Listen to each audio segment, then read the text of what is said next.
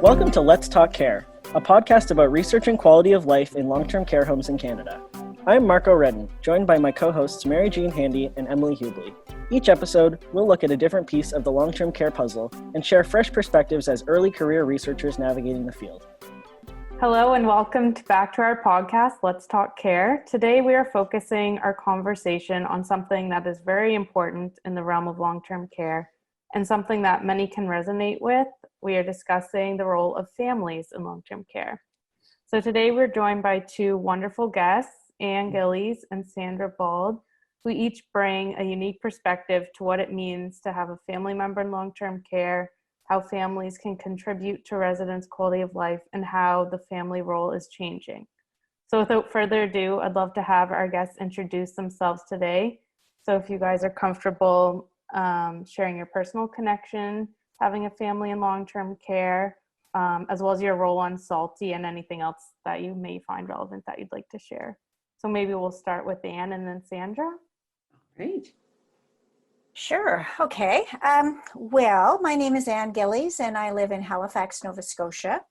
And let me see, I went through the master's program in family studies and gerontology at Mount St. Vincent University, and that's how I became involved in SALTI, because I was invited to join the trainee network for SALTI, and so I get involved with some of those activities for a couple of years. What got me into the master's program at the Mount was that I had a career, for many years as a program evaluator, but towards the end of that career, my father entered long-term care in Nova Scotia. And so I was very involved with his care for about 5 years. When he was in long-term care, he died in the fall of 2014. And after that, I went on to do my master's degree in gerontology because I had so many, questions and issues that had arisen for me because of that experience of being a family member of someone in care. So I would say that was a major catalyst for getting me into the academic program and the research program, and then, getting indirectly in my involvement with SALTI. Excellent. Thank you. And what about you, Sandra? Well, I'm living in rural Nova Scotia, and I'm a nurse by profession. So I have had a career that allowed me to be first a teacher of nursing, and then I was at home for many years with my family, and I didn't have a close family member in long-term care at any point in time, but I certainly had experience with looking, being the overseer of my mother in home care. And actually, I did work in long-term care for a number of years, as well as my later career was within the home care realm. So when I retired, I was able to stay connected with Northwood. It's a facility in Nova Scotia, which I'm sure a lot of us are familiar with now for maybe not all of the right reasons. However, it was Northwood Home Care that I worked with. And so when I retired, I had an opportunity to take on a position as a volunteer within the organization. And it was a new role. I'm called an ambassador, right? Northwood ambassador. And I embraced that quite readily, and really came to watch and see exactly what long-term care really was all about in so many ways. And when the SALTI group was formed and they were wanting a volunteer representative on the advisory group, I was approached by the folk at Northwood to see if maybe I would be interested. So I thought about it, and when, I heard that SALTI is seniors adding life to years, which is very much resonates with me, I thought, okay, yeah, I'll get involved there. And I had in my working life, had some association with the Center on Aging and research and so on and so forth. So I really felt that this could be a place where I might be able to learn, but also maybe make a contribution of some sort. So that's how I'm involved with long-term care as a volunteer. Yeah.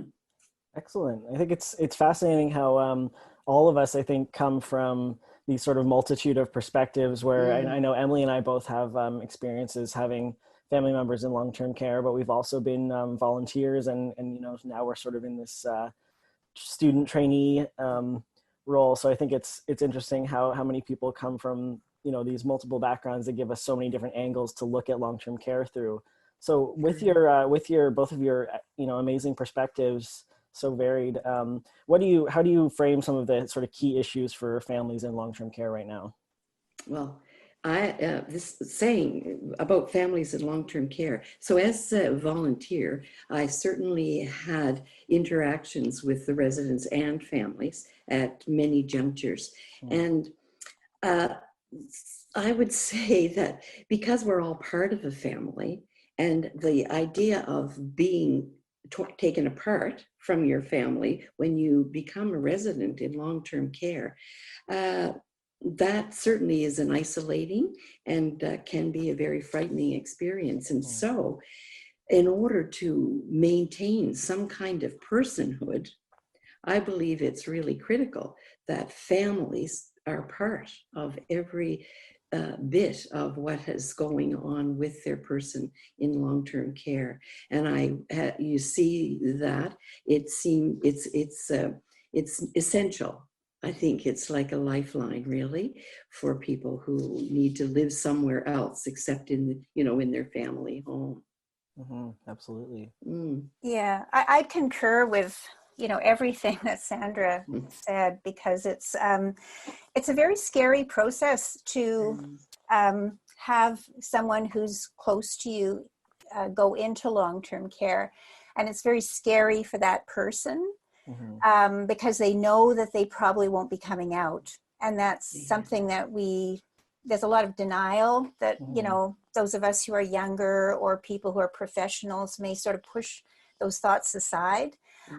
But for the people involved, there's a lot of sort of existential fear, I think, around that. And certainly I felt that intensively when I put my dad, when I accompanied my dad. I didn't put him there. He chose to go into long-term care. But, when I accompanied him into long-term care and through that process, there was a lot of anguish and fear. And so that gave rise to a lot of questions and frustrations about how the system worked, and also what my role would be as a family member to accompany him.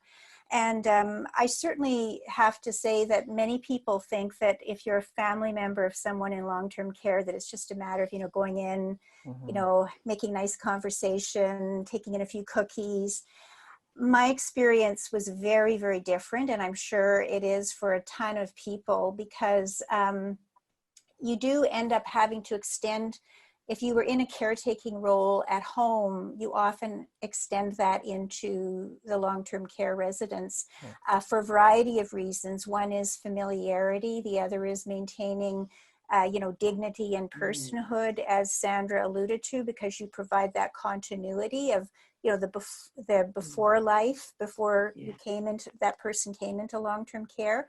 So it provides that continuity. But because of some of the gaps in long-term care that most people don't understand, often family members have to do a lot of essential things that people don't think, expect them to. I mean, I had to floss and brush my dad's teeth because there really wasn't anybody on staff who was qualified to do that. And there weren't enough staff to do that, frankly. The care staff, I don't know if people had been trained in the facility where he was. They may have, but dental care was certainly not a top priority, unfortunately, in that particular facility. And so, every evening I would go spend time with my dad. I'd go with him to the dining area, help him eat, so to make sure, when he was unable to feed himself, that he got adequate nutrition, and then take him back to his room, prepare him for bed, and brush and floss his teeth. And that, was the routine we followed for several years when he was in, especially the last long-term care facility that he was in, which fortunately was very close to my home. So I could go there, within just a few minutes and spend time with him. But by that time, his needs were increasing. So those were sort of some of the concrete physical activities I had to do. I mean, other things just to quickly mention, my father was also blind. So I had to sort of make sure that the things in his room were properly arranged so he could find them.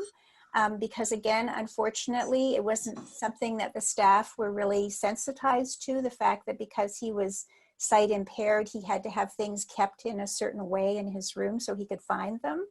And so I had to kind of make sure every time I went in to make sure his things were all arranged, where he could find them, and that, various things weren't lost, or, make sure his clothing had been properly, brought back from the laundry, that it was in the places where it could be found, to check to see if there were any tears or rips or items that had to be replaced. I mean, there were so many tasks like that when I start to list them, I think, oh my gosh, how did I do all that stuff? I did that for years, and it was like a very labor intensive process. So I mean, just to give you a quick kind of flavor of what it's like for many, many family members.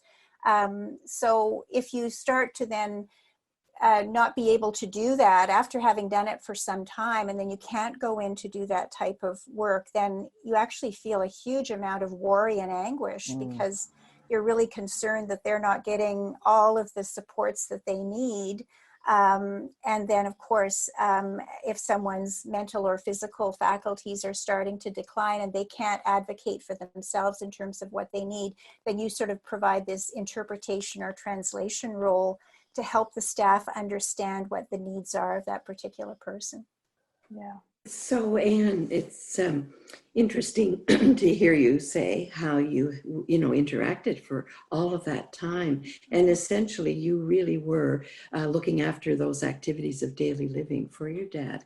Now, in the long-term care setting where I worked, there was very little family involvement, only in that a lot of the residents were from not the area, number one, and it was more of a provincial place. A lot of geriatric, psychogeriatric, Alzheimer's, and so on and so forth, and so there weren't a lot of family interactions.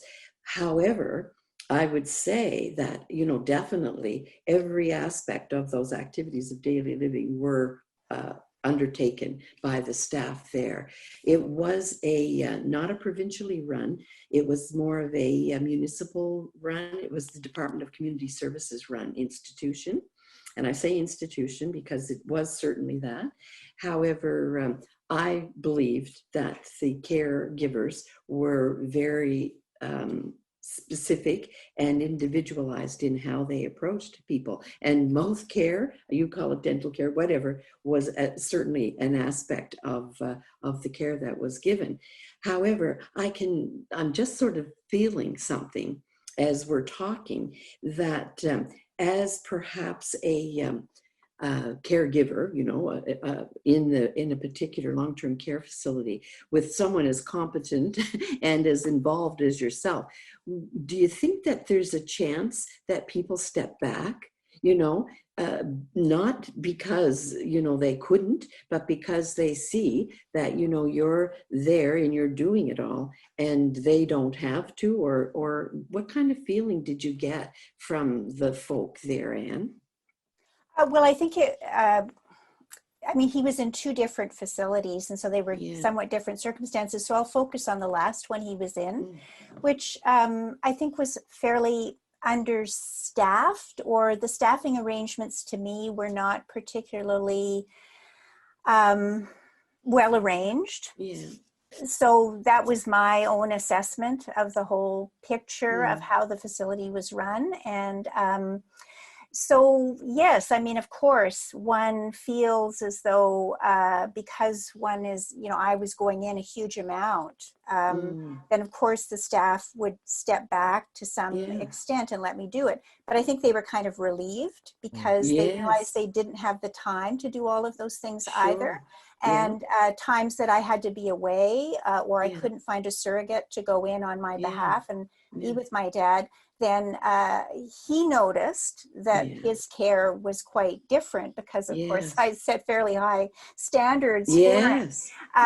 But, I didn't think that they were, how should I say, unreasonable standards. They were just what one would expect as a human being, to have clean teeth, to have one's things properly arranged and looked after. These to me are the elements of personhood. And I think you're right that where families are more involved, then the staff may choose to step back. But I also sense sometimes a bit of, not resentment. I think that was too too strong a word, but sometimes I think, frankly, I mean, the facility didn't really encourage that high levels of family involvement because it was actually considered for them more demanding because more demands were placed on them by people who were active family advocates in the facility on an ongoing basis. And there were a few of us.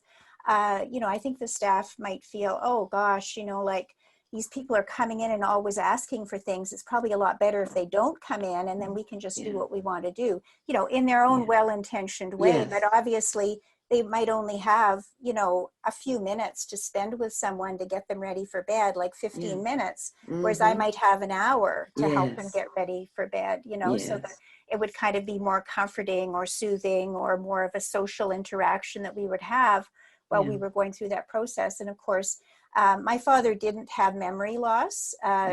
He didn't.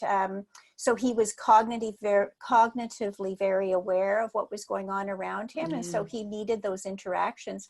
But my own personal experience since then of going in to visit another relative, my aunt, who I was very close to, who is now in another nursing home with advanced dementia. And unfortunately, her nursing home is like in another province, so I don't get to visit her very much. But I mean, I think that her well-being and her cognitive well-being, even though she was getting really good physical care, her cognitive and emotional well-being went downhill very, very quickly because she didn't have any degree of family involvement.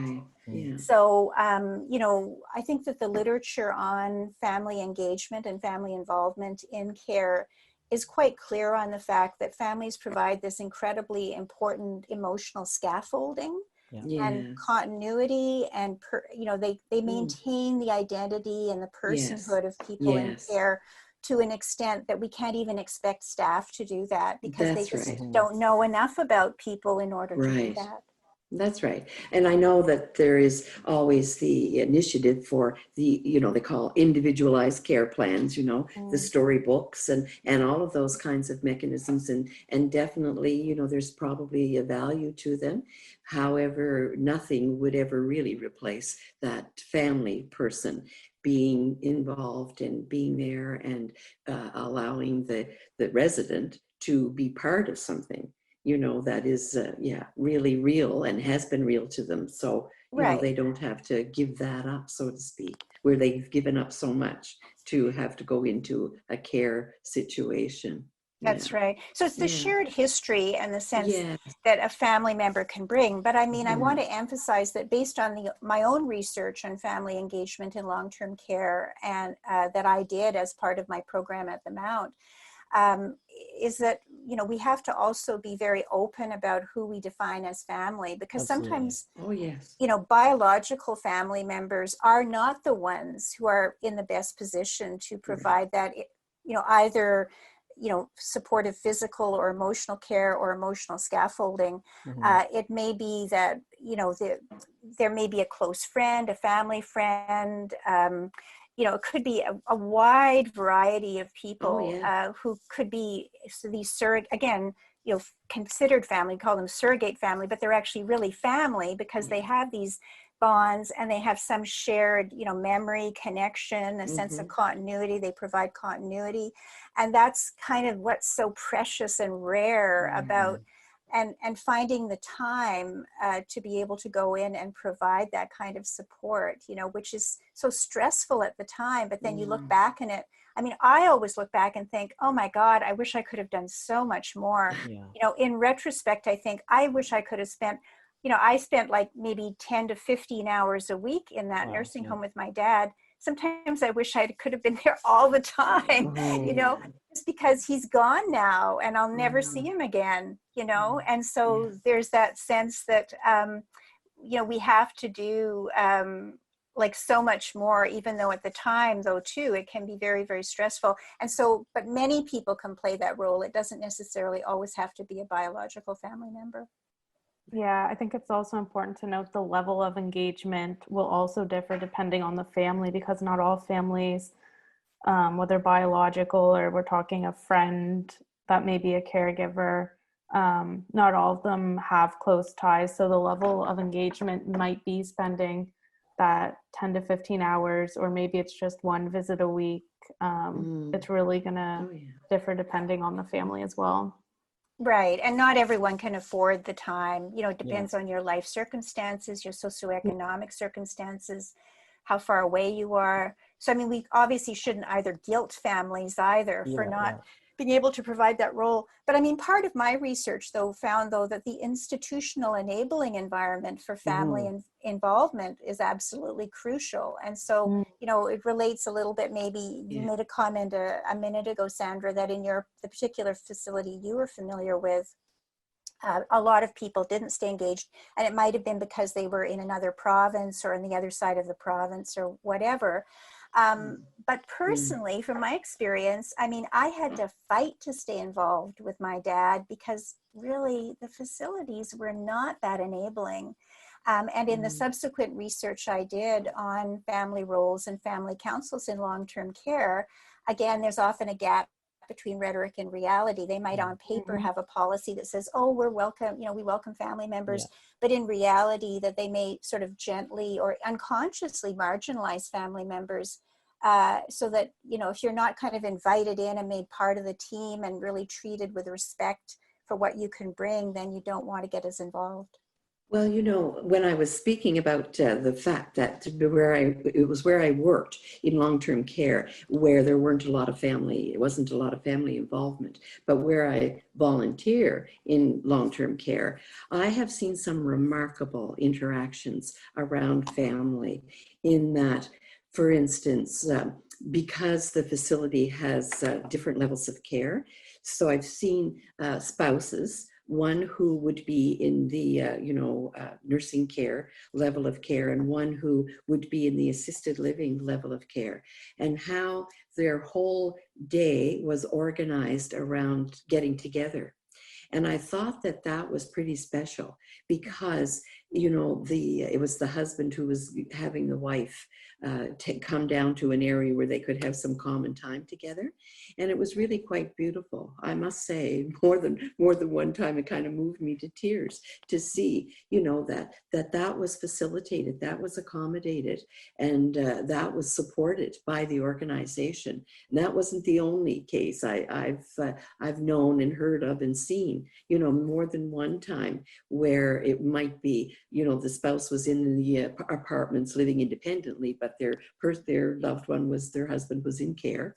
And every day, it was accommodated that the wife would come, and it would be the all day because she only just lived within the same kind of whatever. That's not everywhere, of course. That's in that setting with all the different levels of care that has been possible, a lot of the time. And where in my volunteer role, I am mostly on the sort of the main levels of the organization. There's kind of 3 buildings, but I see so much movement of people between, the care side and the assisted living side, and people just, having the ability to move and be with whoever it is. Sometimes it's a friend, like you say, the friendships develop, and that's accommodated for them to spend as much time as they can, and many positive things I've seen. But I can understand too that in some cases it really, by the staff, it almost seems like it's a bother to do this, to make such and such happen. And I have noted that's for sure. I've seen both sides of that. Right. It's a dilemma in many ways, really, for long-term care, and we're going to get on to, I hope, no talking about family councils, and I've read your abstract here, and I have experienced some of that as well, where the facility may not be so open and facilitating to the folk who are interested in advocating for what it should be for their person in care. So right. So it's how do we, increase the space for the family voice? I guess that was the big question that I raised in my research. Great question. Yeah. And it came out of my own life experience of, struggling, as a privileged, well-educated woman, trying to make my voice heard as a family member in long-term care, and people who don't have the level of privilege that I do would, I think, experience even more barriers having their voices heard, either literally or figuratively. Maybe their voices wouldn't even be in English, and so how would their voices be heard, right? And so these are the kinds of issues that so that it's shifting the focus from the institution to the people. So the institution, in my research, I looked at it through an institutional analysis, institutional ethnography lens. So it's sort of looking at these predominant or dominating structures of the institution that sort of solidify, and they create these patterns of interaction. And so how do family members kind of break through that, and make sure that their perspectives and their voices are heard. And but on the other hand, interestingly enough, is that in the current pandemic situation, suddenly we have this huge outpouring of information about what has happened, what's gone not so well in long-term care. And part of that has been opening up the space for family voice, frankly. So I think we're at the cusp of a huge opportunity that I would not have believed would have existed 5 years ago. And it's on the back of a horrible tragedy that should never have happened. But ironically and interestingly, as a result of that, the institutional structures are starting to say, well, wait a minute, it's not just about, these institutional widgets being moved around, even though that's still part of the picture.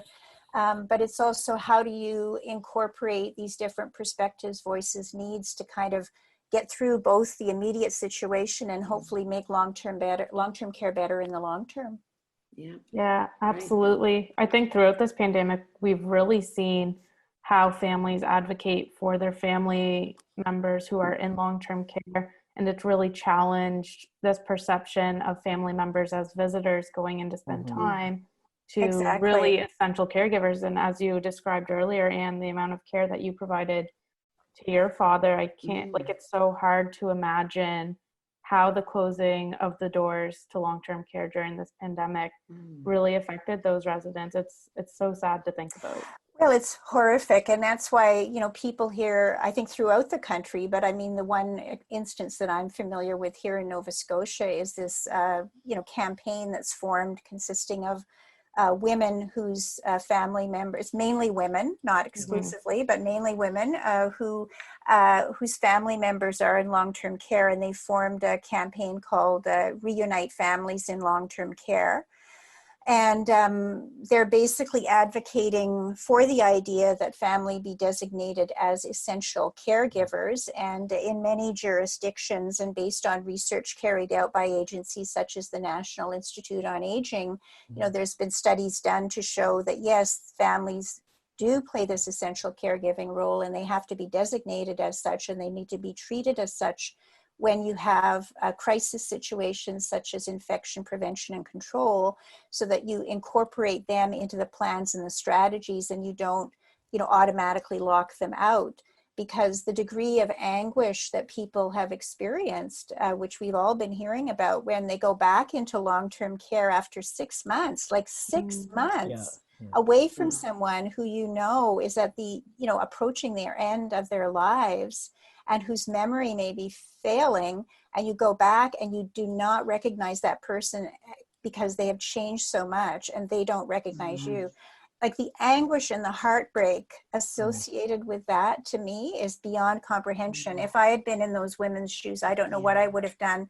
And so I think it's exciting, though, that people are spontaneously kind of coming up with this idea to say, well, enough is enough, like we are important, like family members, we're very important to how it's vital. And so if we don't get the recognition, and if we're not incorporated into these processes, then, we're doing these, the people living in care, a huge disservice. And it's very heartbreaking. Dehumanizing, really. Yeah. It's very dehumanizing. Exactly. Yeah. Interestingly, speaking about emergency planning, so in the instances where long-term care facilities have been in a labor disruption and the possibility of strike, and actually a strike in long-term care where the workers went off, it was the appeal to families, and the whole plan was, of course, that families were going to be asked for coming in to do more, for even taking people out if they could take them out. It was that was where the organization turned to get to facilitate their plan for giving care. So that's so opposite to how it turned out in the pandemic, right? And it's and again, the pandemic being, I guess, so there's so many unknowns, right? And there's this whole business of risk and safety, you see. Doesn't that kind of interfere in terms of how we view who can be participating and who can be involved in care? And we really, I think, need to change our whole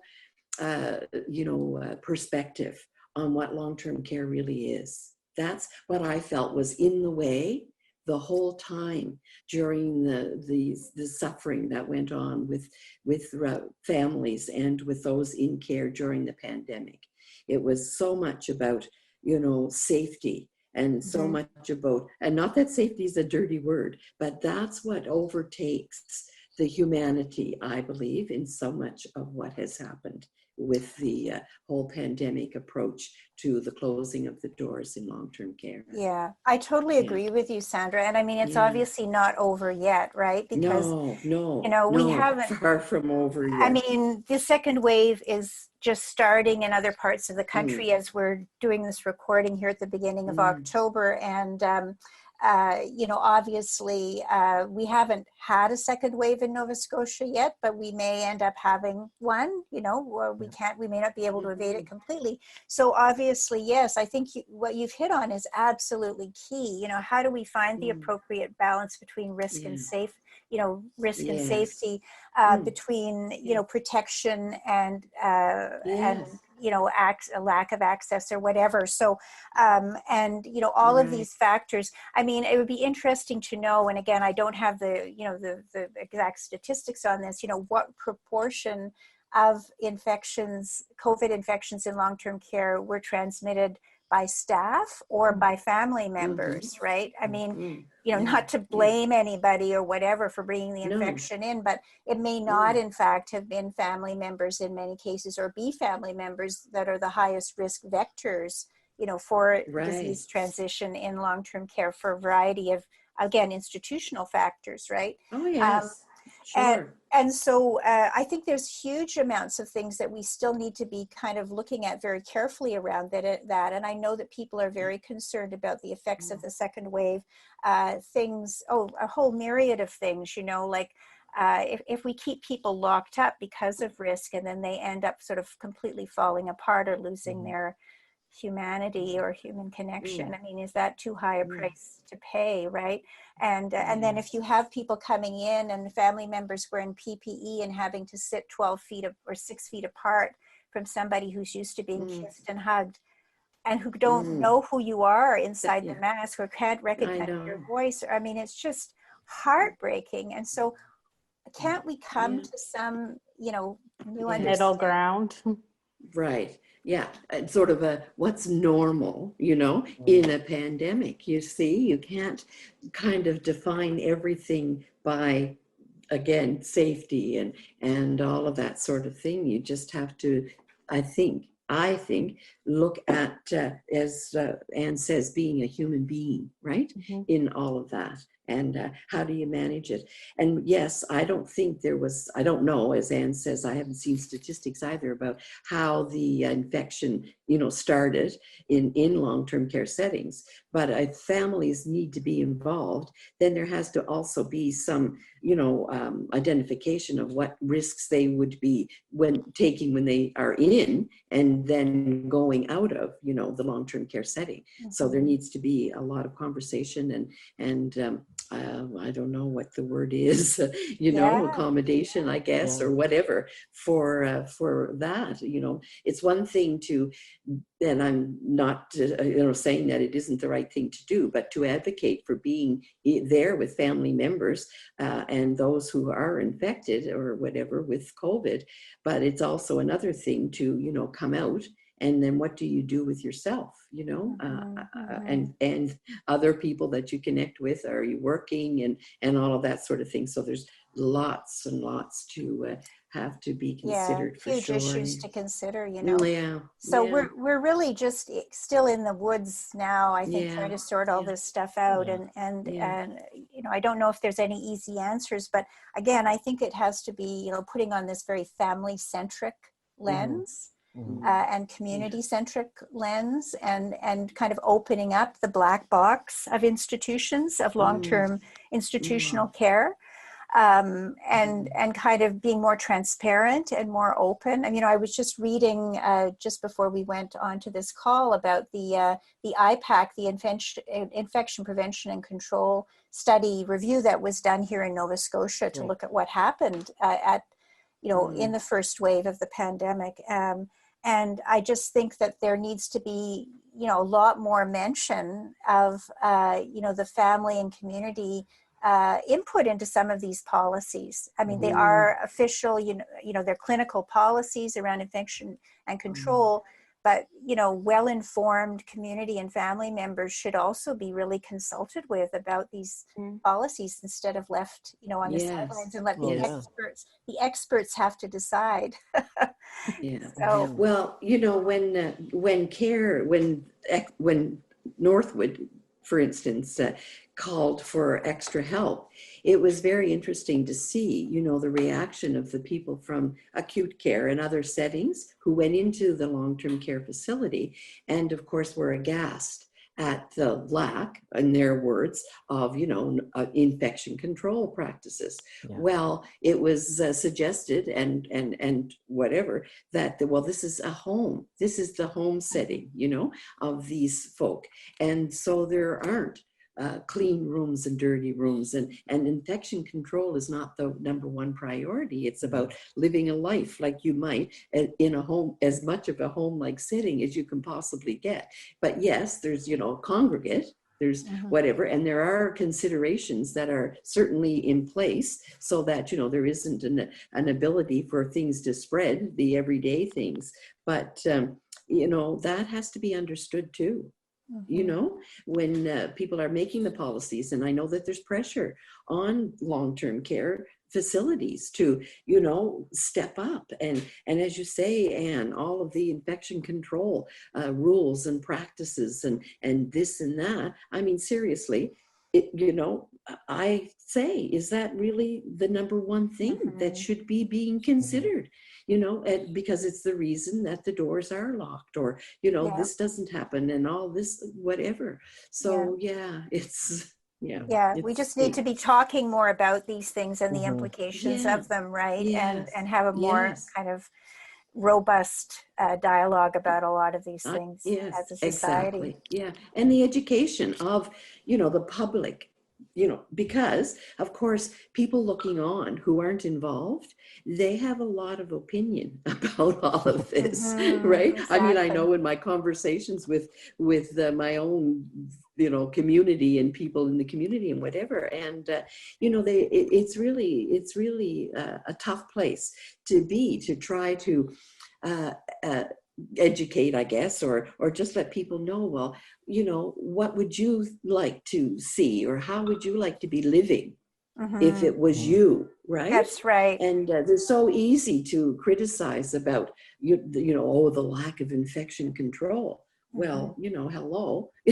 Yeah, it's and life, right? that's right, and that's a very Yeah. good point. It's like putting ourselves in the shoes of the people who are actually Yes. living there, because seeing ourselves in Yeah. those shoes, Yes. Yes. could well be you or I in any of I those know. long-term care beds. And Yeah. Yeah. I think we have to get out What of would we want?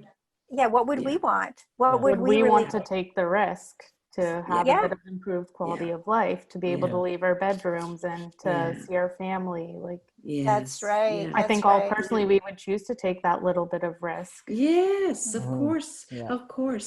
And this isn't a very what's the word, popular and or wanted perspective, but the folk who are in long-term care, we know, as Anne's father and experienced, and she, that they're going to be there. That's not usually a stepping stone to any place else. So they really should have the ability, if they can cognitively, choose how they want those days to be. And it's this has shown that there really is very little of their own initiatives that are being considered. And the cutoff from family really is just a travesty, really. It is the only, Hmm. word Hmm. I can think of to Yeah, well, say. it's sort of fulfilling the true concept of person-centered care, where people Yeah, might be able to make their own decisions or choices, even if yes, it doesn't fit yes. within a particular parameter for Mm. risk or Yeah, managing risk or whatever, and yeah. family. Mm. I mean, I'm thinking of the situation where someone does have, cognitive challenges or memory loss, and they may lose the ability to express their own needs. And again, the family may play this really a fundamental role. Not always, but many, relations or a close person may be able to be the interpreter and say, this is what I know that this Yeah. person might prefer, Mhm. because Mm. it can't always be coming directly from that person. We can't That's right. take over what they want either as family members, but we may have a better intuition or sense based on Mm. life history and experience of what may feel better for that person. And so the role Yes. of that kind of intermediary family advocacy role becomes even more essential in situations of cognitive decline and Mm. memory loss. Yeah. Yeah, yeah. So that's all Yes. Right. extremely important. Yeah. Yeah. Yeah. So Absolutely. Mm. Yeah. And you mentioned some of your thesis work with family councils, but I would love to hear sort of a little bit more about that, and maybe if family councils had been running to your idealized standard, if you think it would have made any difference in the current COVID context. well, I think it did. I mean, I follow the work very closely of Family Councils Ontario, which is the Mm. largest association of family councils in the country. I think it represents 500 or 600 family councils across long-term care homes in Ontario. Oh, And wow. they have been extremely active during the whole pandemic. I mean, I get mailings from them several times a week, Wow, and yeah. they have been huge Okay. in advocating for families to be led into nursing homes, for certain Mm. kinds of interactions to be allowed. They've really, really been active in giving feedback on various commissions and studies looking at, well, what happened in long-term care, what can we do differently. So I do think that in that context of Ontario, and I know that there have been active family councils, especially in Alberta and BC, and I'm not totally up to date on what they've been doing. The one I'm following the most is the Ontario example. So, I mean, Ontario is a very big and wealthy and, well-resourced province, right? And so they've kind of taken that leadership role, I think, in the country to promote the role of families and to advocate on behalf of families having that input, in the context of COVID. They've been extremely active and educating families and facilities around the complications of infection control and its effect on family visitation, et cetera, et cetera. Here in Nova Scotia, I mean, obviously we haven't had the benefit of any kind of an organized umbrella or advocacy group for family councils.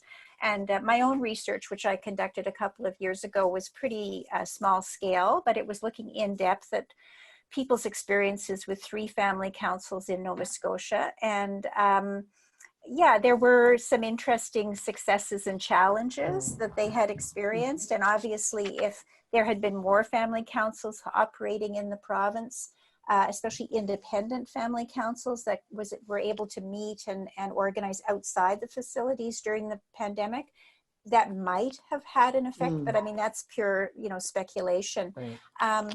I do think that I should say that in my own research around family councils, I found that, there are certain challenges. I mean, in Nova Scotia, family councils are allowed or recommended under the facility program requirements here in Nova Scotia. And so all facilities in Nova Scotia theoretically should have a family council, but how active they are and how they really function, there's very little information or virtually no public information available on that unless you just happen to, stumble across somebody who's involved in a family council, right? And it took me months and months to find 3 people to talk to about family councils in Nova Scotia, even though, I put out feelers to all kinds of, different organizations.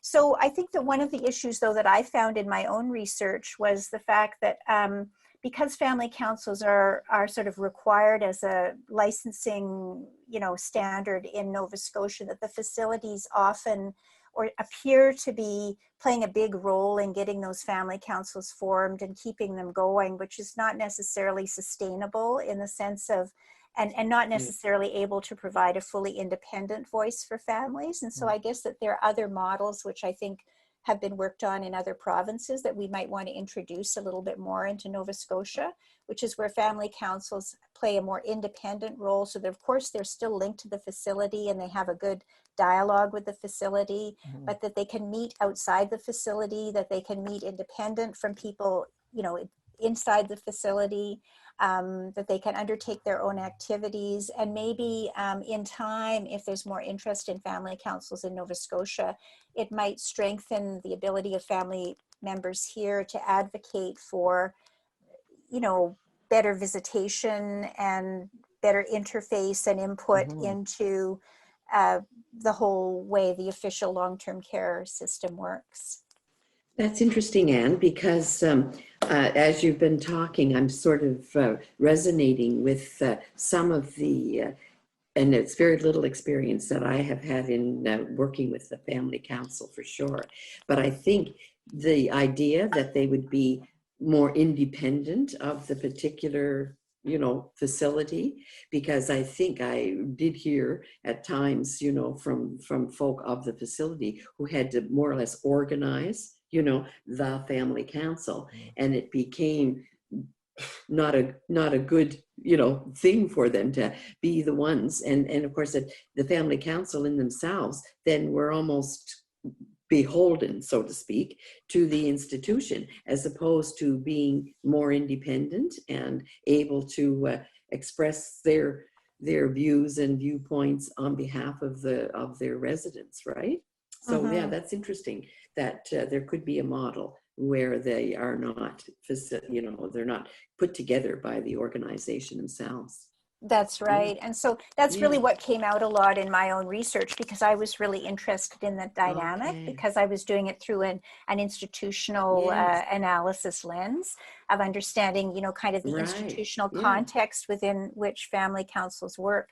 And so, of course, if the family councils were set up and pretty much run by the facility staff, I mean, the family members would go along because they would really want to be part of that, and they would really want to have input, but there were often tensions, or sometimes tensions, in terms of, okay, well, who's really in charge here? So it didn't necessarily lead to kind of a breakdown or anything, but in some cases it led to, I think, a lack of motivation for family members to be involved, because if they're just kind of going to a meeting and listening to the staff tell them what they should be doing as family members. That's right. It's not really very consultative, So I think that we have a great potential here in this province, and maybe in other parts of Canada too, to continue to foster this sort of role for these independent family councils, and provide support mechanisms. And so one of my projects that I'm working on now, just a personal project coming out of my own research, is to try to establish a support, voluntary support group for independent family councils in Nova Scotia. So I'm actually soliciting. So if you're interested in that, I'd love to get, because I'm trying to find a core group of people who might be interested in trying to put together that concept here in Nova Scotia, and look, constructively, what can we do to make sure that we have more flourishing family councils, that they provide an independent voice, that they enable sort of this interesting kind of outsider perspective to emerge on what's happening in long-term care. They may, and become better informed about it, without being, for want of a better term, sometimes co-opted. No, that's a wonderful vision, Anne. I think that's beautiful. I think it's also such a cool idea too, because you think of all of the people who, maybe their family member passed away, or is no longer living in long-term care, but still has interest in supporting those facilities and those the policy to improve. You've got so many people with such a wealth of knowledge from that experience that kind of lose contact with the facility, and and then what? Right. And I think that's a great point, Marco, because in some of the family councils now that are more facility managed, once your person dies, you're off the family council. Like that's it. That's the end of your relationship. And I mean, it's not in every single case, but I do think, in other parts of the country, like, for example, I'm in touch with a family council association, and they really welcome people to stay involved after someone has died in a facility, for the family member to stay committed and involved, so that they can transmit that sort of lived experience and knowledge of having gone through that process, and having worked. So that's really exactly what my vision is, of where I think what we should be doing is fostering this broader community sense of what a family is, and how that family of the community relates to people who are living in long-term care.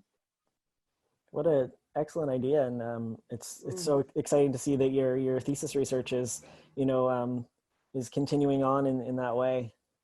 Yeah, well, that's the aim. I mean, I went into the research with the idea of turning it into something that was activist oriented. I didn't go into it with an academic orientation.